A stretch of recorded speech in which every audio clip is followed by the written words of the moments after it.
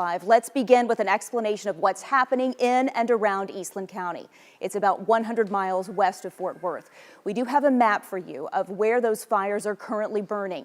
These individual fires all have names: the Kidd Fire, the Wheatfield Fire, the Walling Fire, and the Oak Mott Fire. You can see the largest one stretches from the towns of Carbon to Gorman. Now together they are being called the Eastland Complex.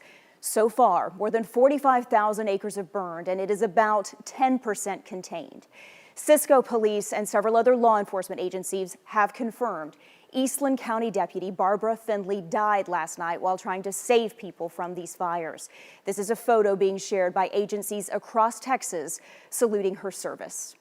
Let's get to live coverage in Carbon now with WFAA's Jay Wallace. He's been looking at the damage and talking to firefighters. Such a tragic situation, Jay. Yeah, absolutely, Teresa. You know, once you get into Eastland County, the thing that's noticeable and palpable both in sight and smell is this type of black look of the grass, the burnt grass. This is not just one patch where you're going to see this. This is all over the place. You see the burnt black grass. And of course, there's work being done near the fires, but I want to show you right now a lot of the work being done away from the fires as well. You can see that there are plenty of these electrical infrastructure workers who have been out here for a couple hours now working to fix knocked out power lines and utility poles. Since we got here, a couple more vehicles have actually already driven up. And earlier today, we were actually able to receive a video from one of the firefighters fighting those fires, showing you just how big and bad it has gotten.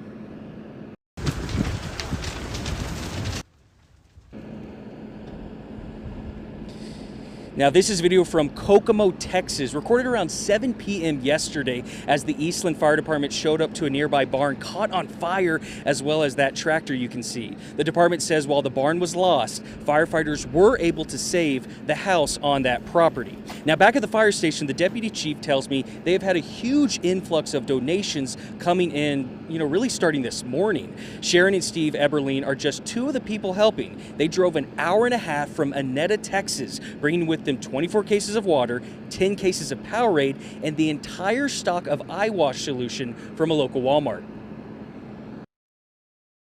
Because that's just what we do. We love the town of Eastland, and we like to help our, fellow citizens, so that is just something that we do.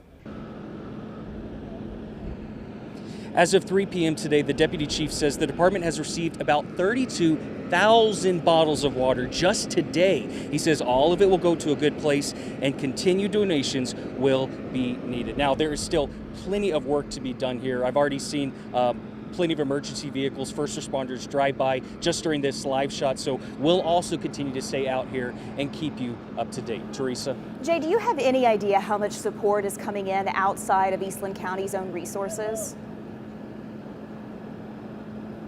Yeah, so Teresa, I was actually able to talk to someone from the Texas A&M Forest Service. They had one of their members get here early this morning, and he says there's about 25 to 30 fire stations that have sent firefighters and first responders out here to help. So obviously a lot of support and a lot of work, important work being done right now. And Pete, that's why I want to ask you, what is the threat right now? What are we looking at, and what's it going to look like this weekend in terms of winds and all of this going on?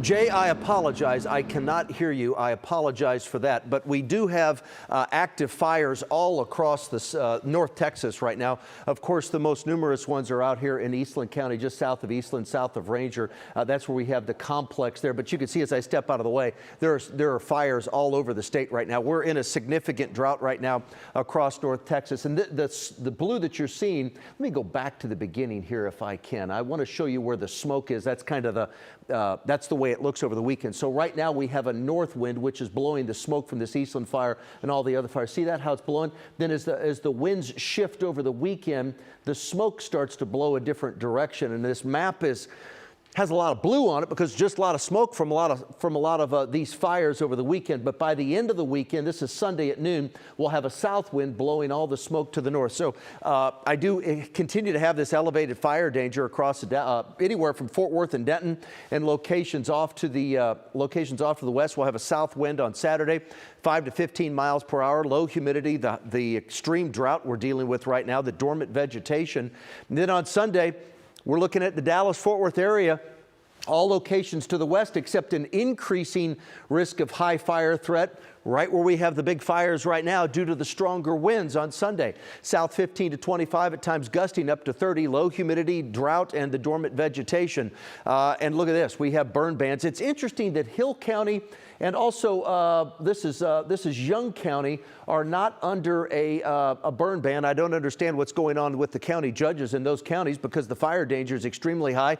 The drought is widespread. It's terrible right now down in Hill County. But nonetheless, you can see the burn bans that are in place. Even if you're not under a burn ban, you shouldn't be burning right now, especially with the strong winds as we head through.